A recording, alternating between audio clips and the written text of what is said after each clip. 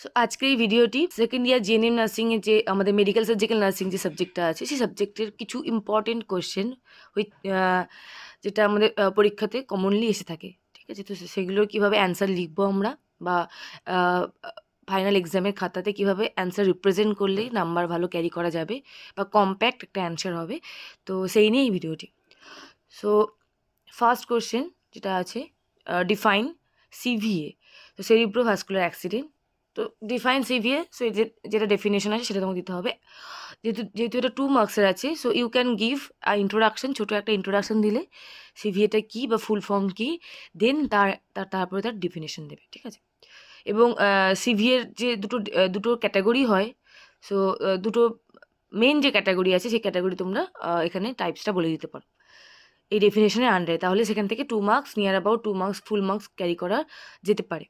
তো তোমাকে একটা ইন্ট্রোডাকশন ছোট 1 লাইন বা 2 লাইনে, দেন ডেফিনেশন একটা, এবং তার যে টাইপস আছে সেটা দিলে 2 মার্কস, ফুল 2 মার্কস ক্যারি করা যেতে পারে। Then what are the common causes of CVA. So common causes of CVA, there are different causes are there, like you can তোমরা এটা differentiate করতে পারবে as a risk factor, that is modifiable and non modifiable risk factor, এবং তার সাথে যে existing যে কজেসগুলো আছে সেগুলো তুমি দিতে পারো এর সাথে, ঠিক আছে? যেহেতু 3 নাম্বারের আছে, তো মডিফায়েবল এবং নন মডিফায়েবল রিস্ক ফ্যাক্টর মানে ডিভাইড করে তুমি যদি তার মধ্যে নন মডিফায়েবলের মধ্যে এজ, জেন্ডার, রেস এগুলো দাও, আর মডিফায়েবলের মধ্যে তুমি যদি যেগুলো আমরা জানি যে ডায়েট, এক্সারসাইজের থেকে শুরু করে যেগুলো existing disease condition, diabetes mellitus, already coronary artery disease যেগুলো আছে, তো সেগুলো তুমি যদি অ্যাড করো, তো সেক্ষেত্রে মানে ডিফারেন্সিয়েট করে যদি তুমি রিপ্রেজেন্ট করো, তাহলে অ্যান্সারটা কম্প্যাক্ট হবে। দেন হচ্ছে enlist the clinical features of CVA. So সেরিব্রোভাস্কুলার অ্যাক্সিডেন্টের যে ফিচার্স আছে, সাইন অ্যান্ড সিমটমস আছে, সো সেটা একটা আমরা জানি, যেটা সিভিএ বা স্ট্রোকের ক্ষেত্রে যেটা আমরা বলে থাকি ফার্স্ট। সো ফার্স্ট তুমি দিলে একটা, যেটা হচ্ছে ফেস ড্রুপিং, আর্ম উইকনেস, ওকে? তো মানে স্টেবিলিটি নেই থাকে পেশেন্টে, তোমার আনস্টেডি গেইট থাকে।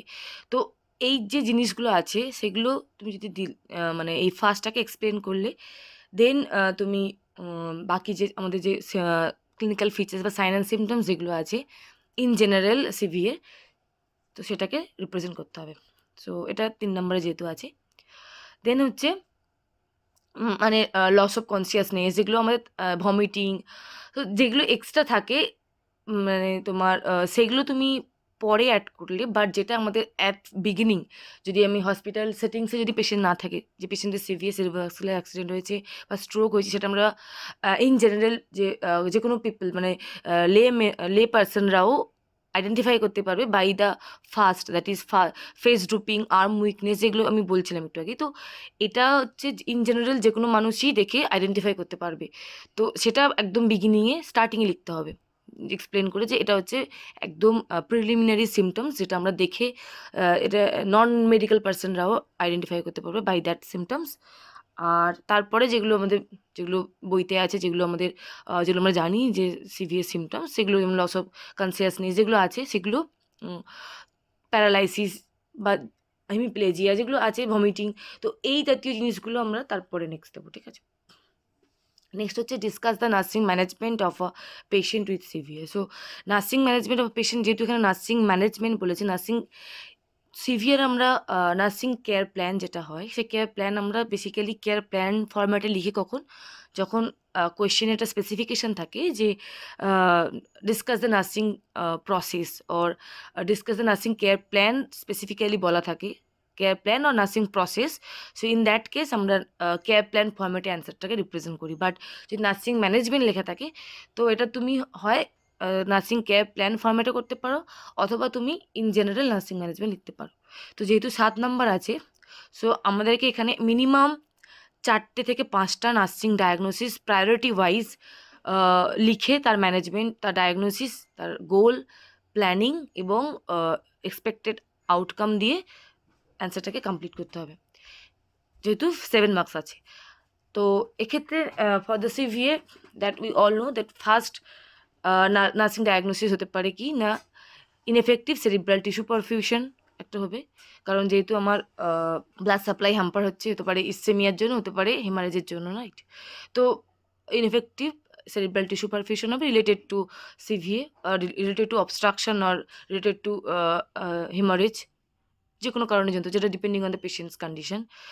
সো নেক্সট ডায়াগনোসিস হতে পারে আমাদের ইম্পেয়ার্ড লস অফ কনসিয়াসনেস, যেটা আমরা জানি যে impaired consciousness, level of consciousness. Next হচ্ছে ইম্পেয়ার্ড ভার্বাল কমিউনিকেশন, তারপরে তোমার হচ্ছে ইম্পেয়ার্ড ফিজিক্যাল মোবিলিটি, এগুলো সবই নার্সিং ডায়াগনোসিসের মধ্যে আসবে।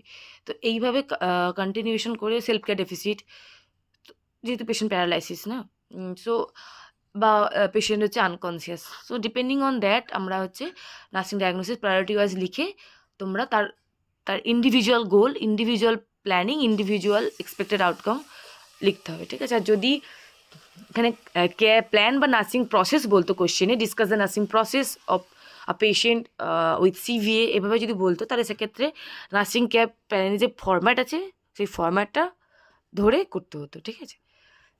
নেক্সট কোয়েশ্চেন হচ্ছে what do you mean by acute renal failure. So same যেটা আমি আগেও বলেছি সিভিএর ক্ষেত্রে, যে যখন কোনো ডেফিনেশন বা কিছু চাইবে, তো ফার্স্ট একটু ইন্ট্রোডাকশন, অ্যাকিউট রেনাল ফেলিয়ার কাকে বলছে, এবং মানে ইন্ট্রোডাকশন দিয়ে তারপর তার ডেফিনেশন দিতে হবে। আর এখানে যেহেতু তোমার 2 মার্কস আছে, তো 2 মার্কস ফুল ক্যারি করার জন্য তোমরা এখানে লাস্ট একটা লাইন অ্যাড করতে পারো, যে অ্যাকিউট রেনাল ফেলিয়ার যে ফেজেসগুলো আছে সেই ফেজেসগুলো তোমরা অ্যাড করতে পারো, অলিগুরিক ফেজ, ঠিক আছে? তো এই যে ফেজগুলো আছে, ডায়ালিসিস ফেজ, রিকভারি ফেজ, তো এই ফেজগুলো লাস্ট একটা লাইন অ্যাড করতে পারো, যে there are 3 phases are there in acute renal failure. Definition দেওয়ার পরে তোমরা এটা অ্যাড করতে পারো, তাহলে ফুল মার্কস একটা ক্যারি করার চান্সেস থাকে। Then write down the causes of acute renal failure, তো যেখানে প্রিরেনাল, ইন্টাররেনাল এবং পোস্ট রেনাল যে কজগুলো আছে সেই কজগুলোকে দিতে হবে, যেটা তোমরা লুইসের বুকে পেয়ে যেতে পারো, যে 3টে যে ক্যাটাগরি করে দেওয়া আছে অ্যাকিউট রেনাল ফেলিয়ার যে কজেসগুলো, প্রিরেনাল, ইন্টাররেনাল অ্যান্ড পোস্ট রেনাল করে, তো সেটাকে রিপ্রেজেন্ট করতে হবে। তবে 5 মার্কস যেহেতু রয়েছে, তো ওখানে এনাফ এক্সপ্লানেশন রয়েছে। Then discuss the management of a patient with acute renal failure. So acute renal failure যেহেতু ম্যানেজমেন্ট বলেছে, 8 নাম্বার রয়েছে, তো ম্যানেজমেন্ট আমরা যেটা জানি যে কোনো পেশেন্টের মেডিকেল সার্জিক্যাল নার্সিংয়ে যে কোনো পেশেন্টের ম্যানেজমেন্ট আমরা 3টে অ্যাসপেক্টে, মিনিমাম 3টে অ্যাসপেক্টে করতে হবে। একটা হচ্ছে মেডিকেল, একটা হচ্ছে মেডিকেলের মধ্যে হবে ফার্মাকোলজিক্যাল, নন ফার্মাকোলজিক্যাল, ওকে। দেন হচ্ছে সার্জিক্যাল অ্যান্ড নার্সিং, অ্যান্ড তার সঙ্গে তোমরা অ্যাড করতে পারো নিউট্রিশনাল ম্যানেজমেন্ট। সো তাহলে একটা 8 মার্কসের অ্যান্সারটা যদি কম্প্যাক্ট ধরা হয়, তাহলে এক্ষেত্রে প্রথমে তোমাকে মেডিকেল ম্যানেজমেন্ট বলতে হবে, মেডিকেলের মধ্যে ফার্মাকোলজিক্যাল এবং non pharmacological, then surgical management, then হচ্ছে নার্সিং ম্যানেজমেন্ট। নার্সিং ম্যানেজমেন্টে according to patient's need, priority wise nursing diagnosis দিয়ে কয়েকটা ইন জেনারেল ম্যানেজমেন্ট লিখে দিলে।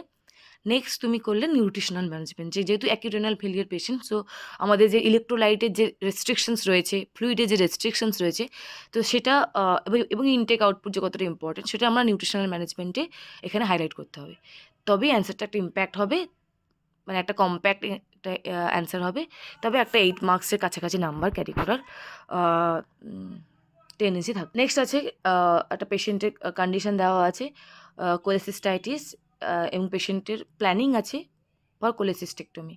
So define the term cholecystitis and cholecystectomy. So you can easily define that cholecystitis is the inflammation and of the gallbladder and cholecystectomy is the surgical procedure. ঠিক আছে? So এটাকে তোমাকে এভাবে বললে চলবে না, তোমাকে এটাকে এক্সপ্লেন করতে হবে যে হোয়াট ইজ cholecystitis, এবং একটা লাইনে বললে হবে না, এটা মানে cholecystitiসটা কোথা থেকে ডেভেলপ করে as a complication of cholelithiasis, right? So cholelithiasis কেন হচ্ছে, একটা দুটো লাইন, মানে এটা মোটামুটি তোমাকে 3 থেকে 4 লাইন ডিসক্রাইব করতে হবে উইথ 1 to 2 কজেস, ওকে। 2-3টে কজ দিয়ে তোমাকে কোলেসিস্টাইটিসটা কেন হয় সেটা তোমাকে জাস্ট এক্সপ্লেন করতে হবে। একটা থেকে দুটো তুমি কজ দিয়ে দিলে যে এটা এই কারণে হয়, এবং এটা ডেফিনেশন হচ্ছে এটা, মানে এটা inflammation of the gall bladder, it is due to cholelithiasis as a complication of, and তুমি এটা ডিউ টু কী কারণে হয়, বিলিয়ারি অবস্ট্রাকশন বা কী কারণে হয়, সেটা তোমাদেরকে 2-একটা লাইনে তুমি বলে দিলে। দেন cholecystectomy is the surgical procedure, সেটা তুমি পুরো আমাদের পুরো completely removal of the gall bladder, complete removal of the gall bladder, তুমি এটাকে এক্সপ্লেন করলে বাস। এটা তোমার আমাদের ল্যাপারোস্কোপি হতে পারে, ওপেন হতে পারে, তুমি এটাকে বলে দিলে একটা লাইন লাস্টে, এবং প্রেফারেবলি এখন কী করা হয়, ল্যাপারোস্কোপি করা হয়। সো এটা দিলে একটা কম্প্যাক্ট অ্যান্সার হলো, আমরা সবাই জানি যে কোলেসিস্টাইটিস কাকে বলে, কোলেসিস্টেক্টমি কাকে বলে, বাট যদি তুমি একটা লাইনে রিপ্রেজেন্ট করো তাহলে তোমার ওখান থেকে নাম্বার ডিডাকশনের চান্স থাকে। বাট যদি তুমি এটাকে কম্প্যাক্ট লেখো, যেটা তুমি জানো অলরেডি যে এটা দুরকমভাবে হয়, ল্যাপ্রোস্কোপিক, তারপর তোমার ওপেন, যেটা এখন করা হয় ল্যাপ্রোস্কোপিক, কারণ এটা খুব মিনিমালি ইনভেসিভ, তার জন্য করা হয়। তো তুমি যদি এটাকে একটা দুটো লাইন এক্সট্রা লেখো তোমার নলেজ থেকেই, তাহলে সেটা একটা কম্প্যাক্ট অ্যান্সার হয়, তবেই সেখান থেকে তোমার ফুল মার্কস ক্যারি করার একটা টেন্ডেন্সি থাকে। Then enlist the clinical features of acute cholecystitis. So তোমাকে এখানে ক্লিনিক্যাল ফিচার্সটাকে ডিসক্রাইব করতে হবে, এবং এখানে শুধুমাত্র জাস্ট পেইন, এইগুলো, ভমিটিং, সো এই ধরনের সিমটমসগুলোকে তোমাকে এমনি জাস্ট একটা একটা করে লাইন বলে দিলে চলবে না। তোমাকে এই যে পেইন বলে তোমাকে এটা ডিসক্রাইব করতে হবে, পেনটা কোথায় হচ্ছে, হাইপোকন্ড্রিয়াক রিজিয়ানের কোথায়, মানে কোন জায়গাটাতে হচ্ছে, লোকেশন কোথায়, ঠিক আছে, এবং পেনটা কী ধরনের পেন সেটা তোমাকে ডিসক্রাইব করতে হবে। ভমিটিং কখন হচ্ছে, মানে আফটার মিল, বা কখন ভমিটিং হচ্ছে, বিফোর মিল কি আফটার মিল, কখন তোমার পেনটা আরও বেশি স্ট্রং হচ্ছে, ঠিক আছে। তো এগুলোকে তোমাকে ডিসক্রাইব করতে হবে, শুধু সিমটমসগুলো জাস্ট লিখে এলে হবে না, তোমাকে সিমটমসগুলোকে ডিসক্রাইব করতে। Then write down the post operative management of Mrs Basu for first 48 hours of, মানে পোস্ট অপারেটিভ মানে পেশেন্টের অপারেশন হয়ে যাওয়ার পরে 48 hours মানে দুদিনের তোমাকে নার্সিং ম্যানেজমেন্ট লিখতে হবে, following the nursing process. So এখানে তোমাকে নার্সিং কেয়ার প্ল্যান ফরম্যাটে লিখতে হবে, যেহেতু এখানে মেনশন করা আছে নার্সিং প্রসেস ফলো করে লিখতে হবে। তো সেক্ষেত্রে 48 hours কী কী নার্সিং ডায়াগনোসিস হতে পারে তোমাকে সেটা ফর্মুলেট করে নিতে হবে, এবং প্রায়োরিটি ওয়াইজ তুমি কেয়ার প্ল্যান ফরম্যাট করে, যেহেতু এখানে 8 নাম্বার আছে, তোমাকে মিনিমাম 5টা তো লিখতেই হবে নার্সিং কেয়ার প্ল্যান ফরম্যাট করে। তো তোমাকে টাইম ম্যানেজমেন্টও করতে হবে, খুব স্পিডে লিখতে হবে, এবং খুব তাড়াতাড়ি তোমাকে মানে অ্যান্সারটাকে ভেবে নিতে হবে, right. So for cholecystectomy first nursing diagnosis can be pain, তোমার হবে যেহেতু আফটার সার্জারি পেশেন্টের পেইন থাকবে, so pain first diagnosis can be there. Surgical pain next হতে পারে তোমার কি fluid electrolyte imbalance related to surgical procedure, physical mobility থাকছে না পেশেন্টের, সেলফ কেয়ার ডেফিসিট থাকছে পেশেন্টের, সো এগুলো সবই চলে আসবে পরপর নার্সিং ডায়াগনোসিস। ফর ইনফেকশন থাকছে, ওকে। তারপরে পেশেন্ট যেহেতু এনপিএম থাকে, তো ইমব্যালেন্স নিউট্রিশনও থাকতে পারে, যেহেতু পেশেন্টের এনপিএম কন্টিনিউয়াসলি থাকছে, এবং পেশেন্টের ভমিটিং ছিল প্রি অপারেটিভলি, সো পেশেন্টের একটা তারপরে পেশেন্ট এনপিএমই ছিল, তো পেশেন্টের একটা ইমব্যালেন্স নিউট্রিশনের একটা টেন্ডেন্সি থাকবে। সো এরকম অনেক রকমের ডায়াগনোসিস হবে, সেটা তোমাকে ভেবে নিতে হবে ইনস্ট্যান্ট, ডিপেন্ডিং অন দ্য পেশেন্টের সিমটমস। সো তার উপরে তোমাকে নার্সিং কেয়ার প্ল্যান ফর্মুলেট করতে হবে। সো বাকি রেস্ট অফ দ্য কোশ্চেনের অ্যান্সার যেটা আমরা নেক্সট ভিডিওতে আলোচনা করব।